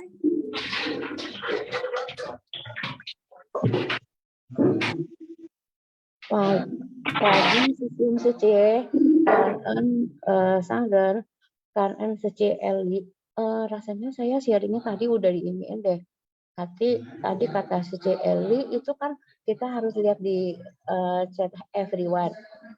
Tapi di chat everyone saya nggak ada. Tapi nggak apa-apa ya kalau misalkan saya ungkap sedikit ini berkaitan dengan tadi yang invoice atau kwitansi. Kalau saya sih bukannya termasuk sharing dan juga masukan kali ya. Itu mengenai kwitansi itu kan saya punya itu ada banyak gitu ya. Ada banyak karena saya punya ada di yang relawan Simpak juga. Suci Eli, suara saya kedengaran nggak? Kedengaran, silakan. Ya. Oke. Saya punya juga sama seperti Sesium Suci yang lain. Ada juga yang gaptek, ada yang malah ada yang nggak bisa baca. Tapi memang juga dengan kwitansi seperti itu memang jadi menumpuk banyak ya. Tapi saya ada juga untuk pelestarian lingkungan. Jadi tetangga saya ada yang buka toko. Jadi itu sebagian saya kasih ke dia. Untuk dia buat catatan-catatan misalkan bon atau hitung-hitungan. Tapi memang benar juga sih itu lama-lama jadi sampah yang tidak berguna. Kalau menurut ide saya, saran saya gitu ya, supaya kwitansi kertas-kertas tidak menumpuk, bagaimana kalau di screenshot dengan satu lembar gitu. Seperti saya kan ada beberapa gitu kayak Simpak, ada Barengkok gitu ya. Satu itu langsung dibikin satu lembar. Jadi pertama kita menghemat kertas. Kemudian yang kedua adalah menghemat ongkos untuk ongkir gitu ya, ongkos kirim. Kan lumayan ya kalau ongkir itu sayang sekali gitu. Apalagi yang sampai donaturnya sampai lebih dari 100 ya, itu tebal dan juga ongkosnya kan nggak bisa lebih gitu dari 9.000, bisa juga 20.000. Belum lagi jaraknya jauh kayak saya juga ada pengiriman yang jaraknya lumayan jauh ya, adanya mungkin masuk dalam wilayah Bogor. Jakarta ke Bogor kan udah termasuk luar kota gitu. Jadi saran saya ini sih coba mungkin agak aneh gitu ya. Jadi dikirim dengan satu lembar yang berupa list, misalkan Mega Rp5 atau CLI Rp20 gitu. Kayak begitu. Jadi semua berurutan dari nomor 1 misalkan sampai 50 atau sampai 20 gitu aja. CLI kan sesium kan sangren pagi. Oke, cảm ơn Suci Mega ya. Wah, ini tentang kwitansi topik yang sangat menarik ya. Ternyata banyak pendapat dari Sesium Suci ya, yang bisa sampaikan ke yayasan, boleh sampaikan ya tentang ini ya. Cảm ơn semua Sesium Suci. Mari kita lihat ya pemenang kuis hari ini Senin 1 Mei ya. Selamat kepada Sylvie Jong Sucie, kemudian ada Leila Sucie, kemudian ada Tayeni Susanti Sucie. Ya, kemudian kuis yang cerita nomor 2, cacing di lubang kotoran, ada pemenangnya Melinda Sen Sucie, Rohana Sucie, dan Mei Sucie. Ya, silakan untuk sharing.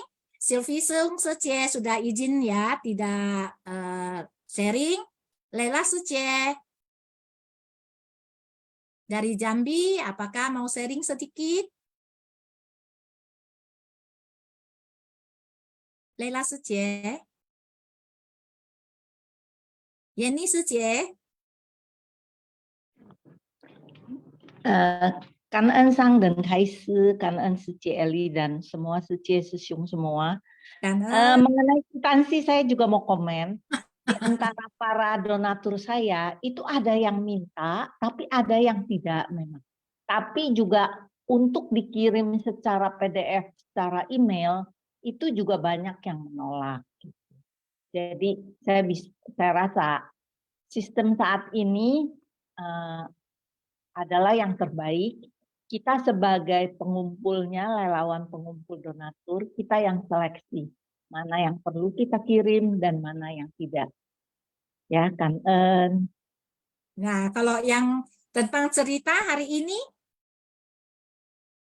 Mengenai cerita, ya memang mengenai kura-kura buta itu ya, memang kelahiran manusia kan memang sangat langka. Jadi harus kita pawas tangcia, pawas jin untuk kelahiran kita sebagai manusia, dan kebetulan kita juga mengenal Buddha Dharma. Kan Ya. Oke, cảm ơn sư chị Yeni, Melinda sư chị dari Medan, boleh sharing sedikit? Cảm ơn San Kaiser, cảm ơn Eli sư chị. Cảm ơn. Sư chị, saya nggak gitu pandai lah bahasa Indonesia, sư chị. Nggak apa-apa, silakan, maklum. Bisa, kaku lah sepertinya sih. Nggak apa-apa, silakan. Inilah ya yang saya dapatkan ya dari topik yang cacing di lubang kotoran ya. Memang ya kita jangannya kita sulit untuk bertemu ajaran agama Buddha, tetapi kita pun sulit terlahir sebagai manusia.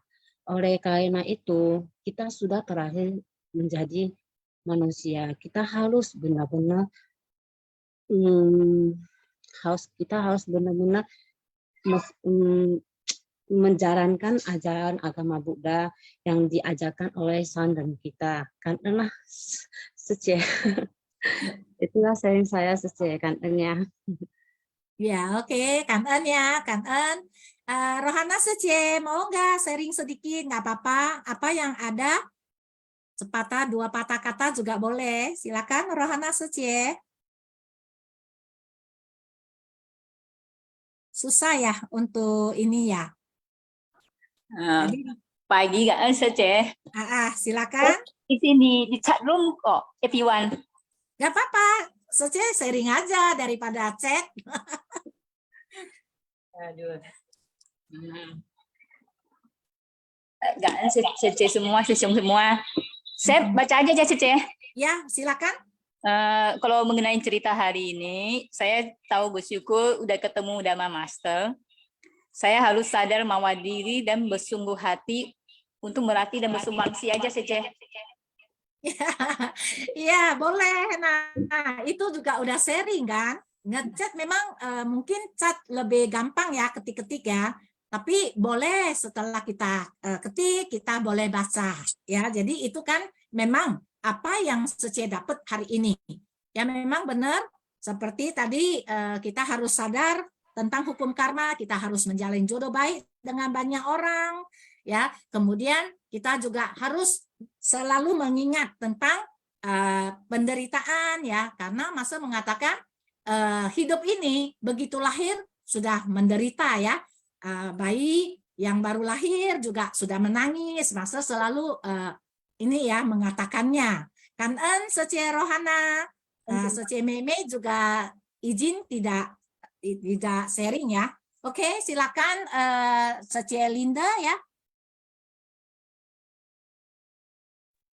Pagi Sece. Pagi. Pagi Sece Eli. 感恩上人说故事。Pagi semua sesiung Sece. Salam sehat selalu. Saya ikut sharing lah dari apa ya.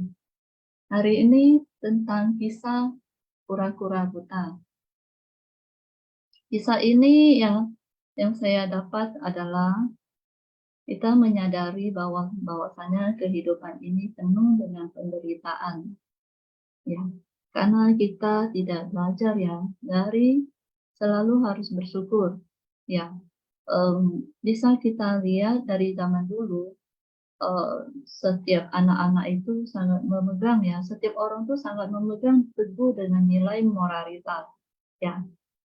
Contohnya kita mempunyai orang tua, kita harus selalu bersyukur ya, kita mempunyai orang tua, kita bisa mendapatkan ya banyak dari orang tua kita, ya, termasuk kasih sayang, termasuk pendidikan, ya, termasuk apa yang kita membutuhkan, ya, termasuk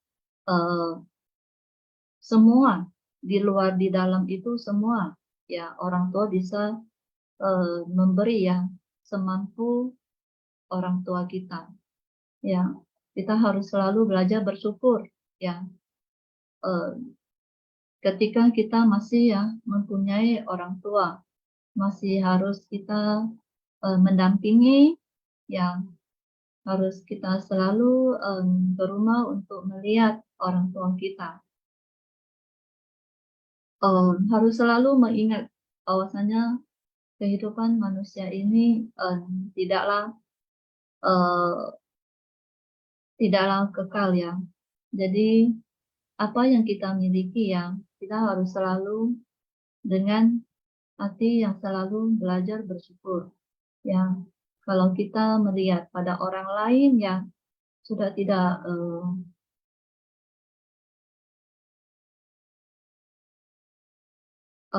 gimana ya, karena penderitaan ya, kehidupan penuh dengan penderitaan datangnya dari bukan dari orang lain ya, semua ya penderitaan dari diri sendiri. Ketika diri sendiri tidak bisa belajar untuk selalu bersyukur, selalu dengan kepuasan, selalu dengan memberi ya, dengan memberilah kita baru bisa ya untuk menghilangkan, untuk bisa melepaskan dari keserakahan kita. Ya. Baru bisa kita melepaskan ketidakpuasan kita untuk tidak menyimpang di jalan yang tidak benar. Ya, jadi sebenarnya Master telah kasih tahu pada kita berbakti ya di dunia ada dua yang tidak boleh kita tinggalin. Pertama harus berbakti pada orang tua. Ya, jadi dengan berbakti pada orang tua adalah bodhisattva kita, bodhisattva dari anak ya. Nah, jadi selalu untuk demi kebaikan pada anak-anak ya. Jadi kita harus selalu dengan menghormati ya, dengan rendah hati ya, dengan memegang dengan kita harus menghormati dan menyayangi orang tua kita. Tanpa orang tua kita tidak mungkin ya bisa jadi manusia yang berguna, ya, yang bisa juga untuk mendamaikan keluarga kita, ya, juga bisa untuk mendamaikan dalam rumah kita sendiri, ya, baik di luar atau di dalam. Yang kedua tentang cacing di lubang kotoran. Sepertinya manusia ya, memang kita masih dalam membina diri. Kadang-kala dengan tidak sadari ya, sebersih niat itu bisa menyimpang, menyebabkan ya banyak penderitaan pada orang lain dan juga bagi diri sendiri. Ketika orang lain merasakan penderitaannya, tentunya akan merasa tidak enak ya di dalam hati kita. Jadi kita harus selalu memiliki kesadaran ya dalam pikiran, ucapan, dan perbuatan kita. Ya, supaya kita tidak selalu ya terjerumus oleh di alam yang rendah, ya selalu dengan prinsip kebenaran sejati, ya selalu memegang dalam jalan prinsip kebenaran sejati kita, ya supaya kita bisa mendapat suatu pembebasan yang nyaman dan damai dan aman. Oke, Kak semua sesiang-sesiang. Kangen ya, Linda Sece, sharingnya bagus ya. Oke, kita satu lagi ya, akan ada lagi yang mau sharing? Satu lagi? Ya, saya Sece. Oke, Kanan Sesiang Hola yang selalu mendukung saya. Kanan. Ya, Kanen Silakan. sama-sama. Kita sama-sama belajar ya, Sece. Jadi Kanen, Yes. Sang dan Sokus, Kanen semua Ya. Sece yang sudah berkumpul. Jadi masih ada waktu sedikit, saya mau sharing mengenai tadi Mamati ya. Ya. Mamati adalah seorang biku. Seorang biku tentunya beliau sudah belajar banyak. Beliau terus menjalani kehidupan untuk menjadi orang suci ya. Dengan begitu banyak belajar dan melalui tentunya beliau juga belajar berkesadaran ya. Karena sebagai biku menjalani kehidupan monastik, hidup selibat ya, dan terus mengikis kerisauan, mengikis segala nafsu, keinginan, keserakahan, kebencian, kebodohan, tentunya sudah beliau pelajari. Dan beliau terus tentunya di sini setiap hari ya, bukan sekali-sekali lagi, karena memang melatih diri setiap hari kalau sebagai seorang biku. Akan tetapi kita lihat ya betapa keserakahan itu, akar dari keserakahan itu tetap bisa muncul. Jadi ketika beliau kurang berhati-hati, ada intensin, ada sekelebat pikiran ingin memiliki, lalu pikiran tersebut digenggam dan dipegangnya, kemudian berkembang menjadi keserakahan yang terus kemudian beliau lakukan. Ya, jadi bukan beliau tadinya nggak belajar tentang penderitaan, nggak belajar tentang bagaimana mengikis loba dosa moha, tentunya beliau sudah belajar juga. Tetapi mari kita lihat betapa orang-orang yang sudah belajar sedemikian pun masih akan bisa terjerumus. Karena itu betul-betul kita harus toyongsin seperti Master katakan ya. Berhati-hati sekali dengan kita punya sekelebat pikiran. Kita punya icuan nien ini insin semua itu, pokoknya begitu ada berkelebat pikiran, hati-hatilah pikiran apa yang muncul. Ya, ketika pikiran yang tidak baik muncul, itu harus kita ketahui, kita sadari, dan kita mau merubahnya, menggantinya dengan pikiran yang baik. Ya, ini adalah bagian dari 4 usaha benar tentunya ya. Jadi betapa di dalam kehidupan ini kita juga begitu banyak contoh-contoh terjadi di mana orang-orang yang kita anggap sudah menjalani kehidupan suci, lalu bisa bertengkar, lalu bisa berpisah, lalu bisa saling mungkin ada juga yang saling memberikan pernyataan-pernyataan siapa yang lebih baik, siapa yang lebih tidak baik. Nah, demikian. Artinya di semasa manusia masih hidup di dalam dunia saha, di dunia ini masih jadi manusia, akar kebodohan, kebencian dan keserakahan itu masih ada, belum habis. Jadi setiap saat ketika lengah dia akan muncul. Ketika dia muncul, kesadaran tidak muncul di saat yang sama, dia akan berkembang.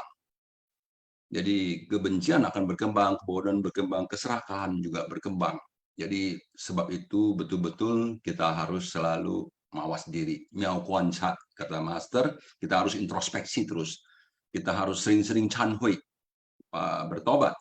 Karena memang kita sering-sering muncul pikiran-pikiran yang buruk, pikiran-pikiran yang mengarah kepada keserakahan, kebencian, dan kebodohan. Sebab itulah kita harus sesuai setiap saat berkesadaran. Nah, jadi kita sedang belajar berkesadaran, tapi apakah sudah pasti kalau sudah belajar berkesadaran, apakah sudah pasti sadar penuh?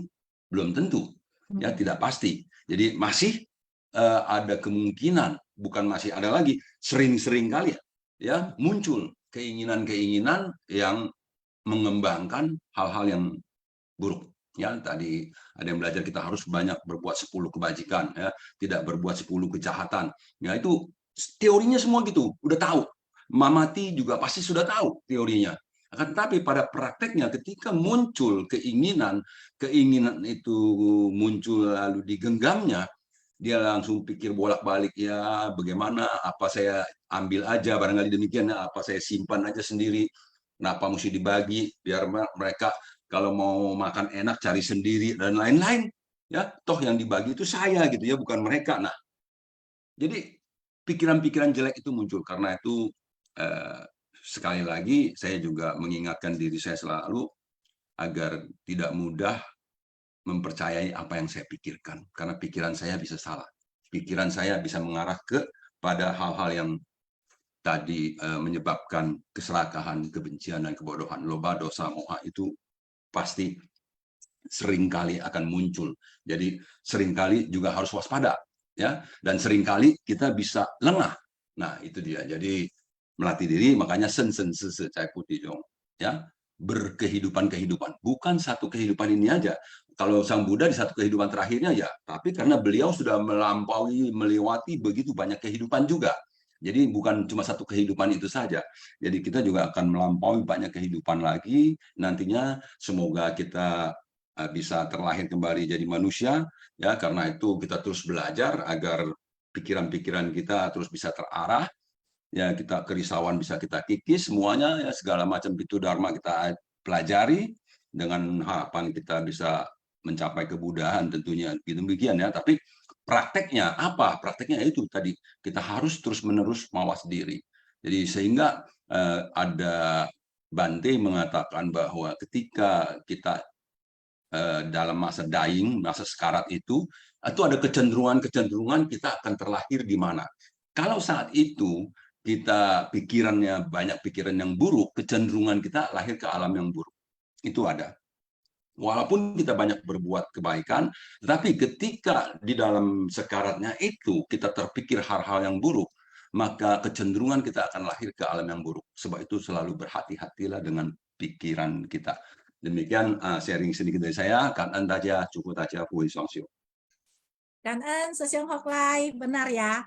Makanya Master selalu mengingatkan kita harus menjaga pintu pikiran kita dengan baik.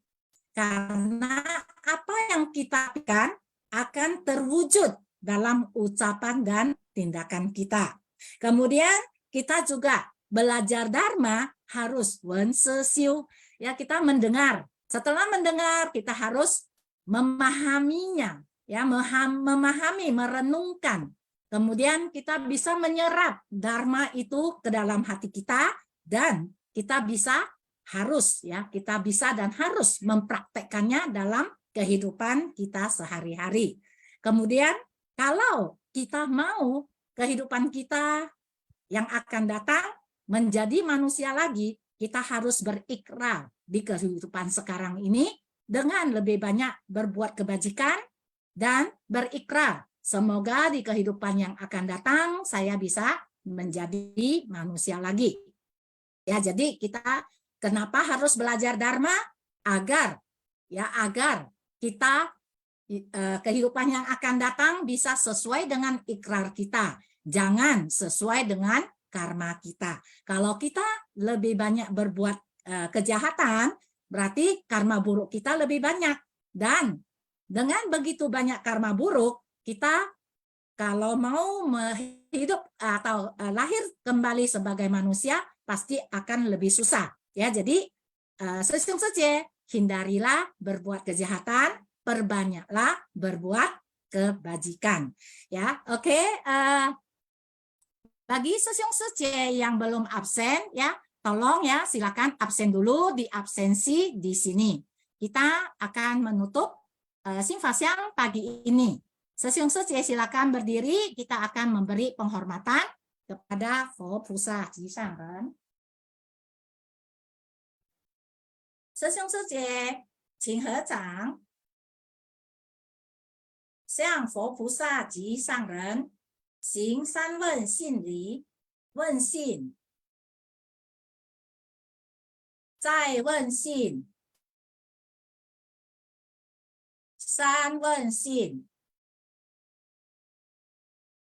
感恩师兄师姐semuanya，感恩tim sin法香，师兄师姐请坐。Ya, 感恩ya kepada tim sin法香 yang setiap hari sudah kita ya. 感恩感恩 semuanya. Sampai jumpa besok ya. 感恩，拜拜。Sampai jumpa besok. 感恩师兄师姐。 感恩yang belum absen silakan absen dulu ya.